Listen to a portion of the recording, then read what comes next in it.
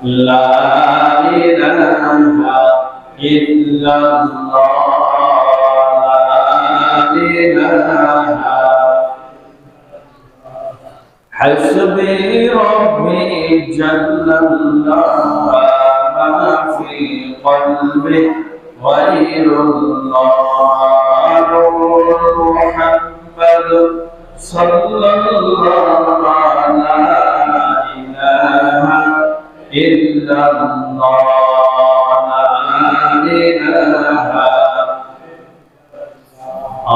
লা ইলাহা ইল্লাল্লাহ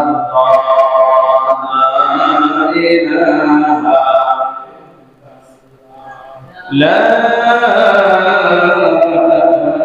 ইলাহা ইল্লাল্লাহ মুহাম্মাদুর রাসূলুল্লাহ।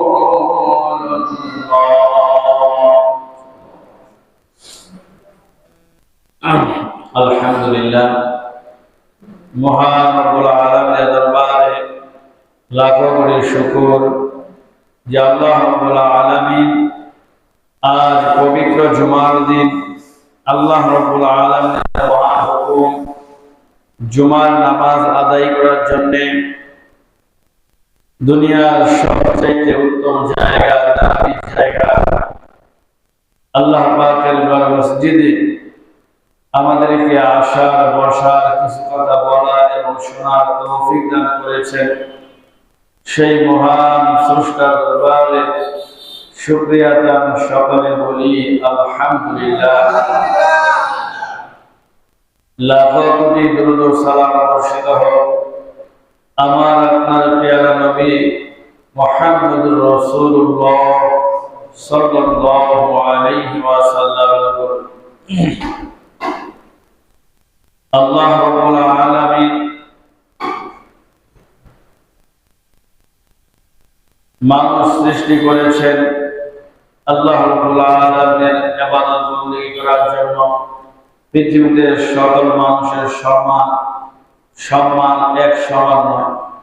আল্লাহ রাব্বুল আলামিন নবী সাল্লাল্লাহু আলাইহি সাল্লামের সম্মান এবং অন্যান্য নবীদের সম্মান এক নয়। কারো অনেক বেশি, কারো একটু কম। সাধারণ মানুষের একরকম সম্মান, ইমানদার যে যত বেশি তার সম্মান তত বেশি। আল্লাহ রাব্বুল আলামিন এই পৃথিবীতে অনেক নবী রাসূল প্রেরণ করেছেন। তার মধ্যে আল্লাহ তাআলা একজন নবী পাঠিয়েছিলেন, যে নবীকে আল্লাহ রাব্বুল আলামিন গোটা পৃথিবীর রাজত্ব দিয়েছিলেন। সুবহানাল্লাহ। এই গোটা পৃথিবী শাসন করেছিলেন চারজন মানুষ। তার মধ্যে মুসলমান দুইজন বাদশা আর দুইজন হচ্ছে কাফেরদের মধ্যে। কাফেরদের মধ্যে দুইজন, একজন হচ্ছে নমরুদ, গোটা পৃথিবী শাসন করেছে। আরেকজন হচ্ছে বখতে নাসর, কোরআনের ভাষায় তাকে বখতে নাসর বলা হয়। আর মুসলমানের মধ্যে দুইজন বাদশাহ, একজন হচ্ছে যুলকারনাইন, যাকে আমরা বাদশাহ সেকান্দার হিসেবেও জানি। আরেকজন হচ্ছেন আল্লাহ পাকের নবী, পাশাপাশি তিনি গোটা পৃথিবীর বাদশাহী করতেন। আল্লাহ তাআলা বাদশাহী দান করেছিলেন। তিনি হচ্ছেন আরেকজন নবীর সন্তান হযরতে সুলাইমান আলাইহিস সালাতু ওয়াস সালাম।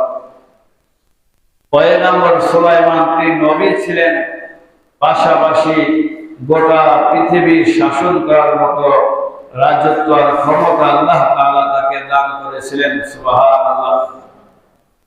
তার পিতা হযরতে দাউদ আলাইহিস সালাম পয়গম্বর ছিলেন, কিতাব প্রাপ্ত একজন নবী ছিলেন তিনি, যার উপরে জাবুর কিতাব নাযিল হয়েছে।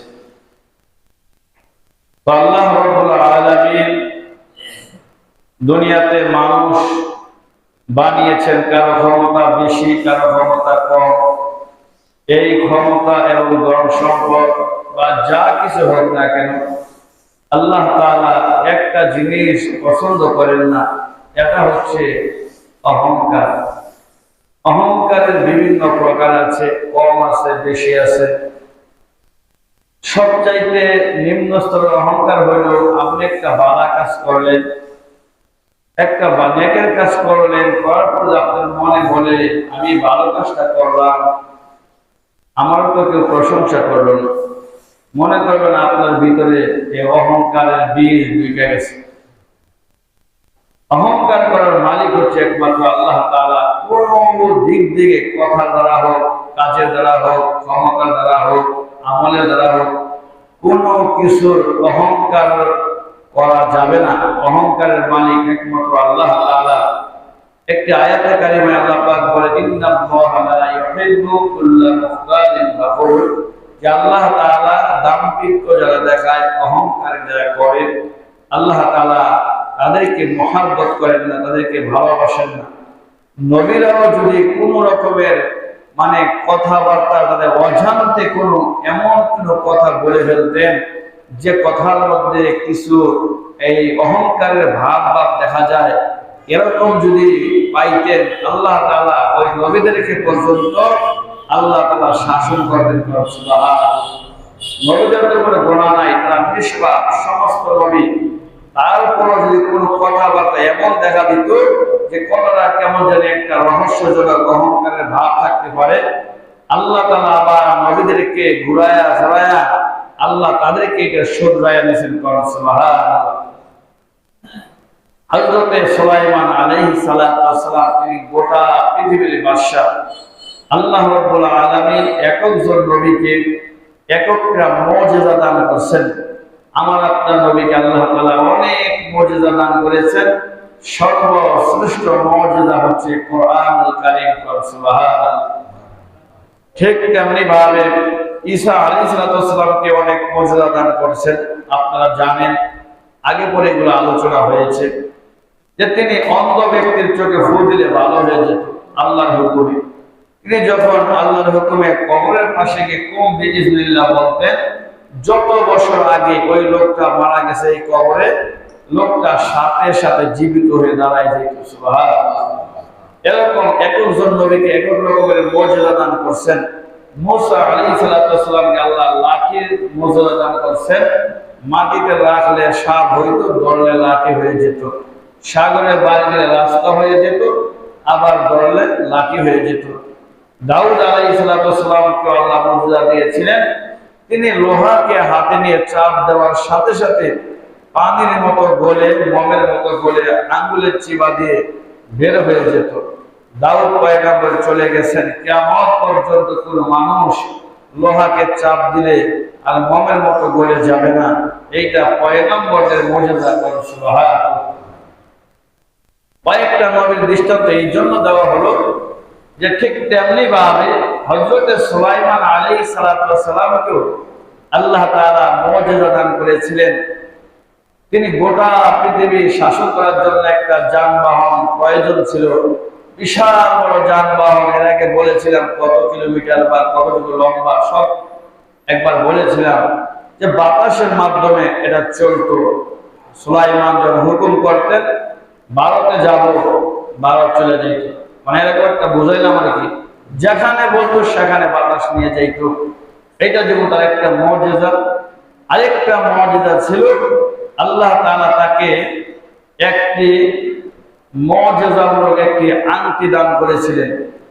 রাজকীয় এই আংটি ওনার হাতে দেওয়ার সাথে সাথে গোটা দুনিয়ার মাখলুকাতের আনুগত্য করতে পারেন। সুবহানাল্লাহ। জিন, পরী, পশু পাখি যা কিছু আছে সব কিছু পয়গম্বর সুলাইমানের কথা শুনতো। সুবহানাল্লাহ। পশু পাখির বাসা নিয়ে বুঝতেন।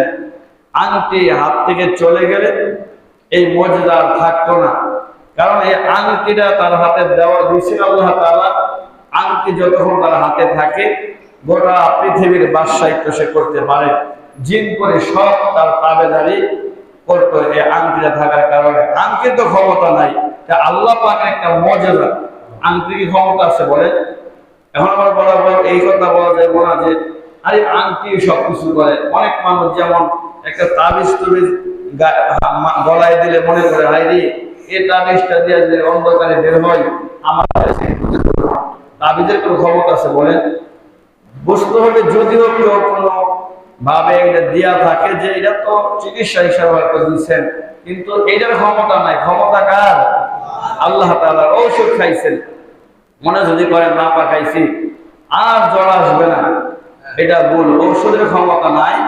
ঔষধ সুন্নত হিসাবে খাইছেন, ভালো করার মালিককে আল্লাহ তাআলা। বিশ্বাস রাখতে হবে আল্লাহ পাকের দিকে। তো হযরত সুলাইমান আলাইহিস সালামকে রাজকীয় আংটি দিতেন। আল্লাহ তাআলা দিয়েছেন যে আংটির মাধ্যমে সমস্ত জিন পরি দানব সবকিছু তার তাবেদারি করতো, তার কথায় উঠতো আর বসতো। সুবহানাল্লাহ। বাসলাইমা দাদঙ্গো সরওয়ালি সদমতে আমি খাতে মাসদিউ মাকরি। কবি বলেন আল্লাহ পাক রব্বুল আলামিন পয়গম্বর সুলাইমানকে এমন একটা রাজকীয় আংটি দিয়েছিলেন।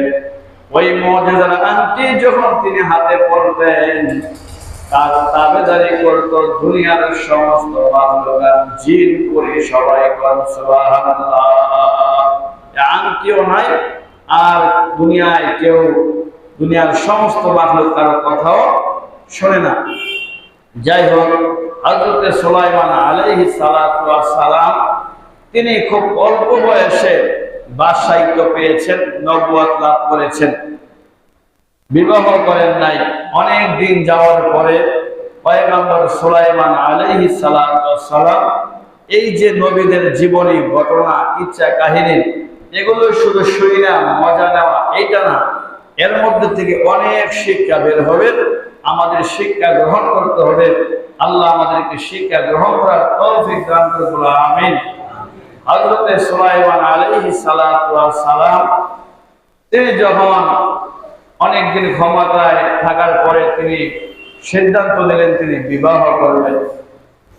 এবার মন্ত্রী সবাই ঘোষণা করলো যে আমার জন্য তোমরা পাত্রী দেখো, আমি বিবাহ করব।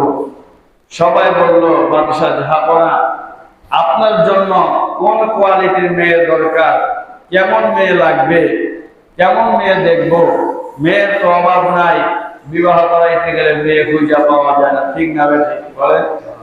এমনি তো দেখা যায় মেয়ের অভাব নাই, কিন্তু ছেলে বিবাহ করাইতে যান দেখবেন এক বিদ্যা বড় না, আরেক বিদ্যা বড় না, যেমন চান তেমন পান না। হয় কি হয় না?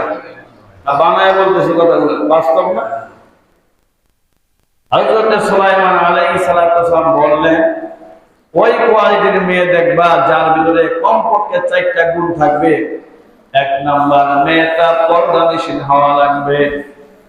কারণ নবীদের স্ত্রী কি বেপর্দা থাকবে বলেন? বলছে পর্দানিশীল একজন মেয়ে লাগবে। 2 নাম্বারে গুণ থাকতে হবে আমানতদার মেয়ে হতে হবে, দিনদার পরহেজগার। 3 নাম্বার সুন্দরী হওয়া লাগবে। 4 নাম্বার বংশ ভালো হওয়া লাগবে। এটাই স্বাভাবিক। একজন এমপি তিনি যখন তার মেয়েকে বিবাহ করাইবেন, এরকম একটা ভালো যে দেখে একটু বড় লোক, মাল সম্পদ আছে বা আমার মতো ক্ষমতা, এটা বলাটাই কি স্বাভাবিক। এবার হযরত সুলাইমান বললেন যে 4টা গুণ দেখা পাত্রী যাচাই করো। 1 নাম্বার হচ্ছে পর্দাশীল হতে হবে। 2 নাম্বার দিনদার পরহেজগার হওয়া লাগবে, আমানতদার হওয়া লাগবে। আমানত মানে কি? সতীত্ব ঠিক আছে কিনা, চরিত্র ঠিক আছে কিনা। বর্তমানে তো অনেক মানুষ আছে যাদের চরিত্র ঠিক নাই, সতীত্ব ঠিক নাই। আমাদের ভাইয়েরা, এই যে গত 2-1 দিন আগের ঘটনা, সামাজিক যোগাযোগের মাধ্যমে অনেকে দেখেছেন, ফেসবুকে অনেকে দেখেছেন, আপনার সম্ভবত ঘটনা বিবাড়িয়াতে ওই যে একটা 10 বছরের মেয়েটা, ব্রাহ্মণবাড়িয়ার ঘটনা। ব্রাহ্মণবাড়িয়ায় একটা ঘটনা, 10 বছর বয়সের মেয়ে, মেয়ের বাবা থাকে বিদেশে। এই মেয়ের চাচতো চাচার সঙ্গে এই মেয়ের মা পরকীয়া সম্পর্ক। তো এই মেয়েটা তাদেরকে বস্ত্রহীন অবস্থায় দেখে ফেলছে। মা আর চাচাকে একসাথে তারা অবৈধ সম্পর্ক করতেছে, মেয়েটা দেখে ফেলেছে।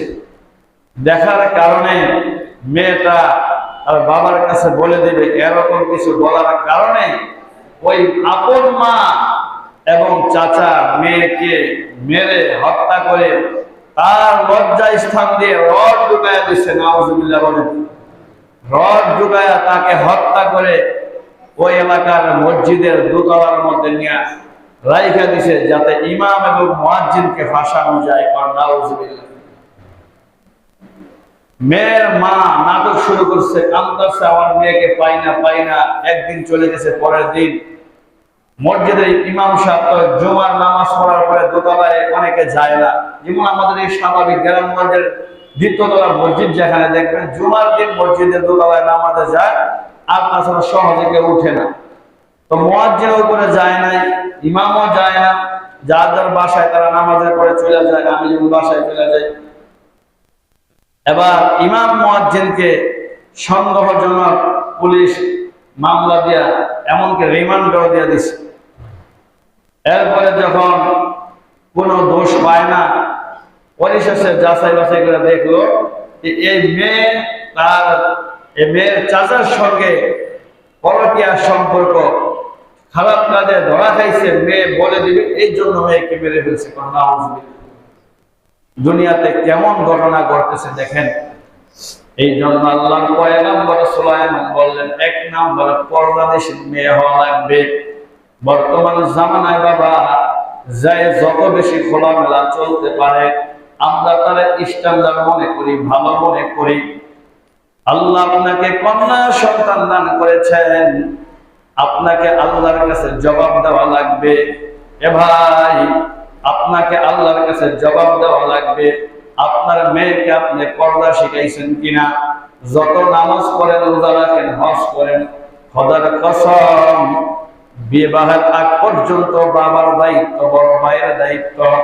যদি মেয়ে আপনার আপন বড় কোনো বেপরদায় চলে, আল্লাহর কাছে এই জন্য কিয়ামতের দিন এই আপন মেয়ে বাবার বিরুদ্ধে, ভাইয়ের বিরুদ্ধে মামলা করবে। আমার বাবা আমাকে শাসন করে নাই, বেপরদায় চলেছে, আমাকে নিষেধ করে নাই, এই জন্য অনেক দায়িত্ব। যাই হোক, আমি ওই দিকে গেলে আবার আলোচনা সামনে নিতে পারবো না। হযরত সুলাইমান 4টা শর্ত দিলেন। এবার রাজ্যের মানুষগুলো বিভিন্ন জায়গায় মেয়ে খুঁজতেছে। একদিক দা বলল, আরেক দিক দা বলে না। পর্দাশীল পাইলে আমানতদার পায় না, আমানতদার পাইলে সুন্দরী হয় না, সুন্দরী হইলে বংশবালা হয় না। এভাবে করতে করতে করতে করতে এলাকার মধ্যে আলোচনা চলতেছে। আমাদের রাজ্যের বাদশাহ পয়গম্বর সুলাইমান বিবাহ করবে, এই কোয়ালিটির মেয়ে লাগবে। এমনিতেই অনেক দূরবর্তী একটা এলাকা, যে এলাকার মানুষ জাল দিয়ে মাছ ধরতো, যাদেরকে জেলে বলা হয়, ওই একটা জেলে মাছ মেরে তিনি ওই রাস্তা দিয়ে রওনা। পথের মধ্যে শুনে এই দেশের বাদশাহ পয়গম্বর সুলাইমান এরকম ভাবে মেয়ে বিবাহ করবে, এরকম এরকম 4টা গুণ থাকতে হবে। ওই জেলের একটা মেয়ে ছিল বড় সুন্দরী। ওই জেলে মনে মনে চিন্তা করে, আল্লাহ যেই 4টা গুণের কথা বলছে, আমার মেয়ের মধ্যে তো 3টা গুণই আছে। আমার মেয়েটা পর্দানিশীল, জীবনে কোনো পুরুষকে দেখে নাই। আমার মেয়েটা আমানতদার, সতীত্ব নষ্ট করে নাই। আমার মেয়ে নামাজ পড়ে, রোজা রাখে, আল্লাহকে ডাকে, আল্লাহর হুকুম মতো চলে। আমার মেয়ে সুন্দরী, আমার মেয়ে সতীত্ব, আমানতদার, আমার মেয়ে এরকম ভাবে সব দিকটা ঠিক আছে, পর্দাশীল। কিন্তু একটা জিনিস নাই, আমার বংশ তো বেশি দামি বংশ না। আমার বংশ তো জেলে বংশ, আমার বংশ যে জেলে বংশ। এই কারণে আমার মেয়েটাকে পয়গম্বরের হাতে উঠাইয়া দিতে পারবো না। আজকে যদি আমার বংশ ভালো হতো, 4টা গুণ পুরাপুরি আমার মেয়ের মধ্যে পাওয়া যেত, আমি পয়গম্বরের কাছে আমার মেয়েকে বিবাহ দিতাম। কিয়ামতের ময়দানে পয়গম্বরের শ্বশুর হওয়ার কারণে হয়তো আল্লাহ আমাকে জান্নাত দান করতেন। সুবহানাল্লাহ। তার মনের মধ্যে বড় আশা, আকাঙ্ক্ষা। এইভাবে ভাবতে ভাবতে সে বাড়িতে চলে গেলেন। যাওয়ার পরে বিবিকে বললেন, বিবি শুনছ? বলছে কি, এরকম তো রাজ্যের মধ্যে আলোচনা চলতেছে, এই দেশের বাদশাহ সুলাইমান বিবাহ করবে, এমন এমন 4টা গুণ থাকতে হবে। আমাদের যে একটা মেয়ে, আমার মেয়ে তো পর্দানিশীল, আমার মেয়ে তো আমানতদার, আমার মেয়ে তো বড় সুন্দরী, কিন্তু 4 নম্বর যে গুণ, বংশ ভালো হওয়া লাগবে। আমাদের বংশ তো বেশি উন্নত বংশ না, আমরা গরিব, আমাদের ঘর নাই বাড়ি নাই, ঠিক মতো রান্না বান্না করতে পারি না, কিন্তু এই গুণ না থাকার কারণে পয়গম্বরের কাছে তো আমরা মেয়েটাকে বিবাহ দেওয়ার প্রস্তাব জানাইতে পারি না। এবার স্ত্রী বলতেছে, থাক, টেনশন করা দরকার নাই, আমরা গরিব মানুষ, গরিবই থাকি। বিকালবেলা মা যখন মেয়েকে মাথা আশ্রয় দিচ্ছে, অনেক সময় মা মেয়েকে মাথা আশ্রয় দেয় না, কখন বের করে দেয়, এরকম করে মাথা আশ্রয় দিচ্ছে আর বলতেছে, জানো মা, এমন এমন পয়গম্বর মেয়ে খুঁজতেছে, তো এরকম ভাবে আমরা তো গরিব, যদি আমরা ধনী হইতাম তাহলে তোমার বিবাহের প্রস্তাবটা রাখতে পারতাম, কারণ আমরা তো গরিব মানুষ। মেয়ে বলতেছে, মা, আমার মধ্যে তো সবগুলা গুণই আছে, আমরা গরিব, এটাই তো সমস্যা। পয়গম্বরের কাছে একটা পত্র পাঠাও, যদি কবুল করে। মা রাগ করে থাপ্পড় মারছে যে, সাবধান, খবরদার, এই দুঃসাহস কখনো করবে না, কারণ আমরা গরিব, আমাদের এই প্রস্তাব গ্রহণ করবে না। কোথায় বাদশাহ, গোটা জগতের বাদশাহ, আবার পয়গম্বর, আমরা একটা জেলে, তোমার বাবা দিন আয় না দিন খায়, গরিব মানুষ। মেয়েকে নিষেধ করলেন, কিন্তু মেয়েটা সেজদায় পড়ে আল্লাহর কাছে বলে, আল্লাহ, যেই সুলাইমানকে তুমি বাদশাহ বানাইছো, আমাকে তুমি গরিব বানিয়েছ। আল্লাহ সুলাইমানকে বাদশাহ ঘরে বাদশাহ বানাইছ, নবীর সন্তান নবী বানাইছ, এইটা তো আমার কোনো দোষ নাই, আমাকে তুমি জেলের ঘরে জন্ম দিয়েছ। আল্লাহ, তুমি তো চাইলে ওই বাদশাহ সুলাইমানকে গরিব বানাইয়া আমাকে ধনী বানাইয়া তুমি আমাকে পয়গম্বরের স্ত্রী বানাইতে পারো। আল্লাহ গো, এই সিদ্ধান্ত নিয়ত কইরা মেয়ে একটা পত্র লিখছেন, চিঠি লিখছেন।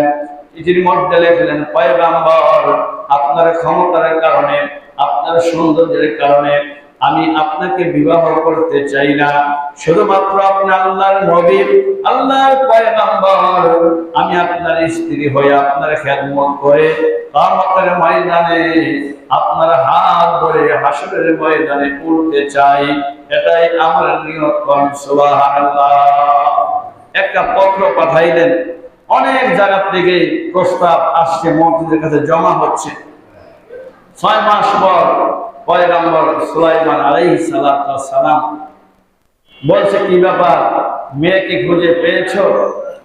তো মন্ত্রীরা, মানে একটা গুণ থাকলে আরেকটা গুণ নাই, এই জন্য কথাবার্তা বলে না, মনটা বেজার। তো বলতেছে, কি ব্যাপার, তোমাদের মনটা এমন কেন?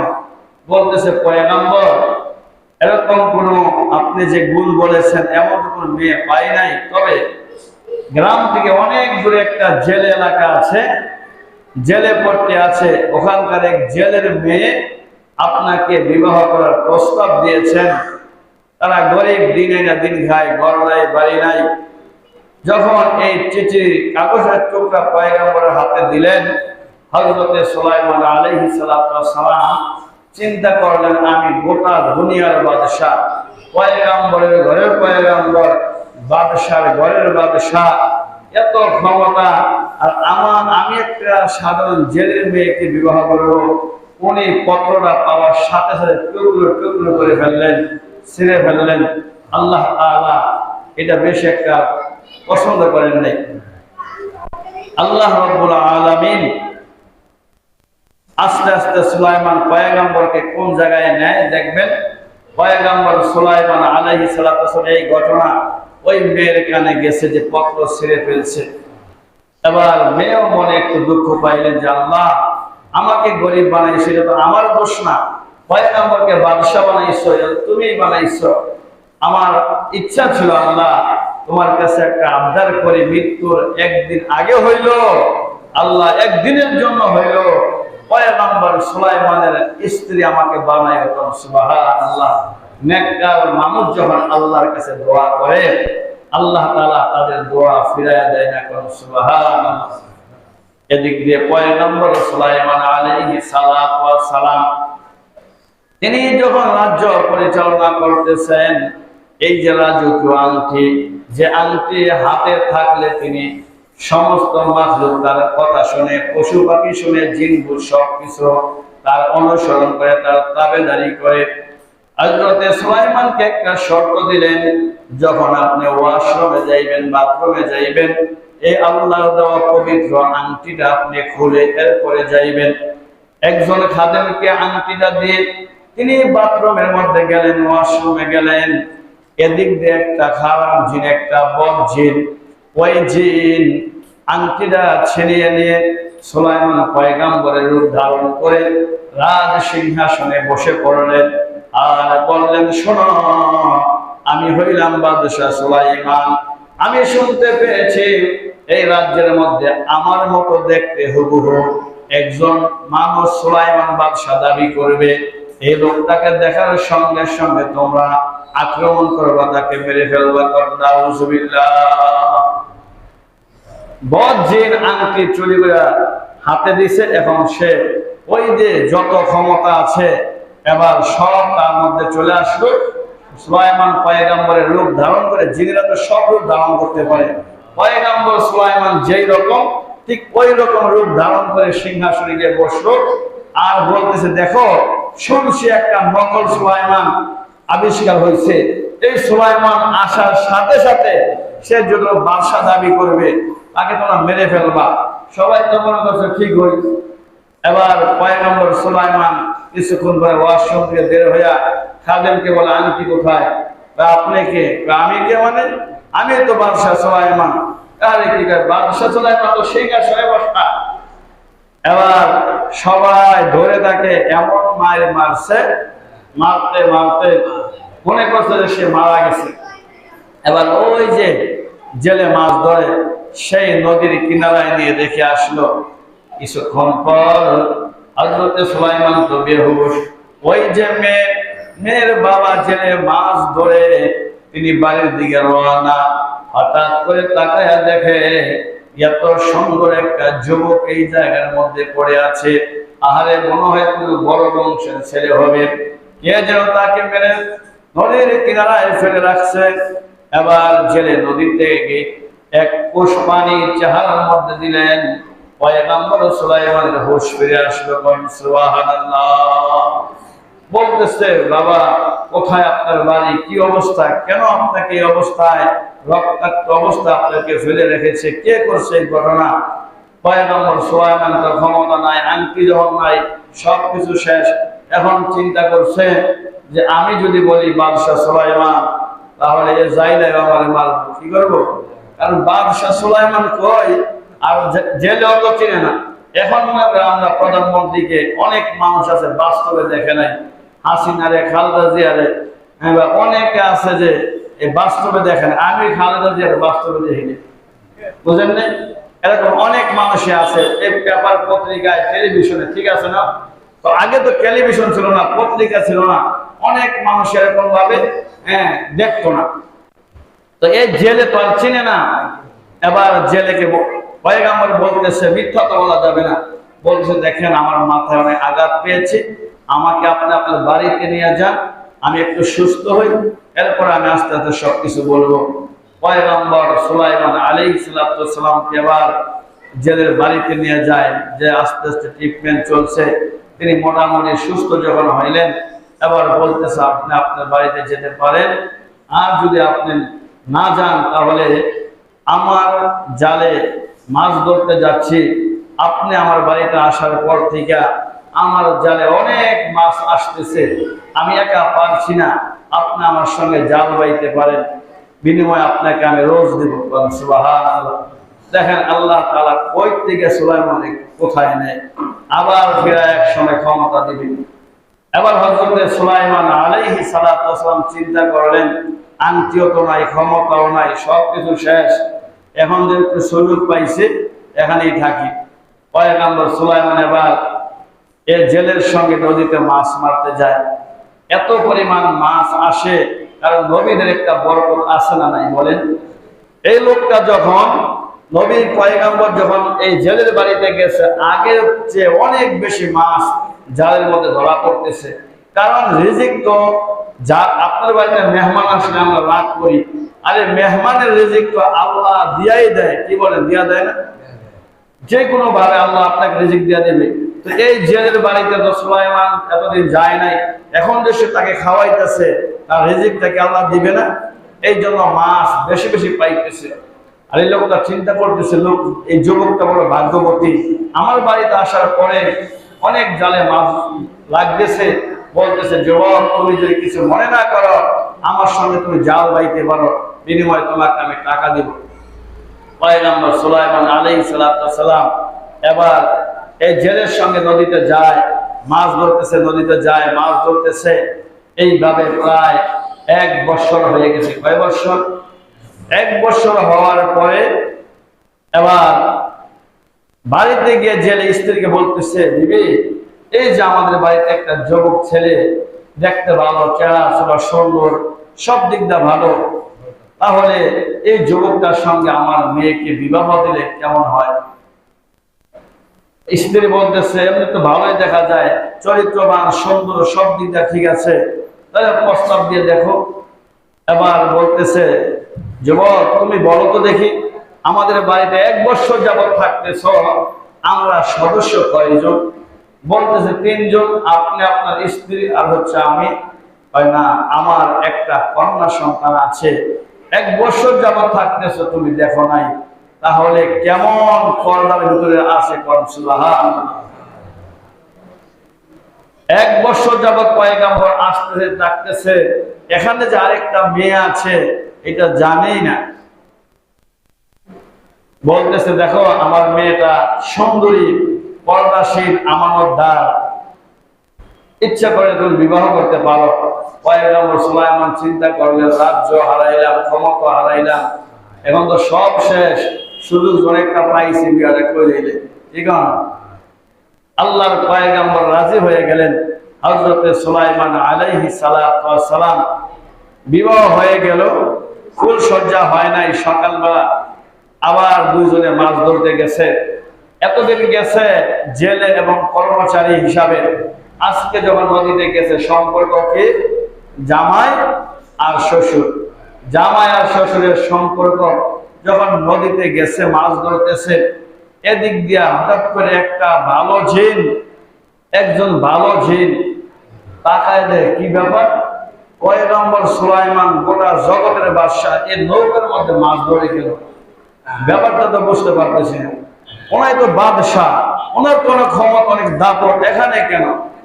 এবার হযরতে সুলাইমান আলাইহিস সালাম জিন বলতেছে, আমি আগে রাজ দরবারের খবর নেই, গিয়া দেখি ওখানে কে। যাইয়া দেখে, জিনে তো জিনের চিনে, বুঝেন না? হয় না, স্বর্ণকারের স্বর্ণ চিনে, কামার চিনে লোহা, ঠিক আছে না? লোহা কোনটা ভালো মন্দ, কামার চিনে, মুসি চিনে জুতা কোনটা ভালো নাকি? আর স্বর্ণকারের স্বর্ণ চিনে, কুত্তায় চিনে ছাই। একটা ঘটনা এরকম আছে যে স্বর্ণকারের স্বর্ণ চিনে, কামার চিনে লোহা, আর কুত্তায় চিনে ছাই। কুত্তায় ছাই চিনে, ছাই কেন চিনে? কুত্তারে যদি আপনি 3 তলায় নিয়ে বলেন, দেখ এটা টাইস করা বাথরুম আছে, তুই বাথরুম কর, কুত্তায় জানলা দেখটা লাভ দিব, নাহিমা করবো ছাই আছে কোনে, খেলের কুড়ে আছে কোনে, ওই জায়গায় গিয়ে বাথরুম করবো, হে এর কাছে ভালো। এবার জিনে তো জিন চিনে, আসল জিন যিনি ভালো আল্লাহ, সে রাজ দরবারে গিয়া দেখে সর্বনাশ, এইখানে যে বসে রয়েছে 1 বছর যাবত, সে তো আসল সুলাইমান না, সে নকল সুলাইমান। এবার তাকে এমন দৌড়ানি দিছে, এই জিন্নাত ওখান থেকে রাজ সিংহাসন থেকে উঠে সাগরের উপর দিয়ে রওনা। হঠাৎ করে হাতের থেকে, ওই জিন্নাতের হাতের থেকে আংটিটা সাগরে পড়ে গেছে। সাগরে পড়ে যাওয়ার সাথে সাথে বিশাল বড় একটা মাছ ওই আংটিটা খেয়ে ফেলছে। সুবহানাল্লাহ। আংটি যখন খেয়ে ফেলছে, রাজকীয় আংটি, যে আংটি যার কাছে থাকে গোটা দুনিয়া তার পিছনে ঘুরে, যেই মাছ গিলে ফেলছে, এবার এই মাছ যেই দিকে দৌড়ায় সাগরের সব মাছ তার পিছু পিছু দৌড়ায়। সুবহানাল্লাহ। সব মাছ দৌড়ায় দৌড়ায়, এমন করতে করতে করতে করতে জামাই আর শ্বশুর জাল ফেলছে, এই মাছ আরো হাজার হাজার মাছ সহ সুলাইমান পয়গম্বর আর তার শ্বশুরের জালের মধ্যে আটকা পড়ছে। কোন সুবহানাল্লাহ।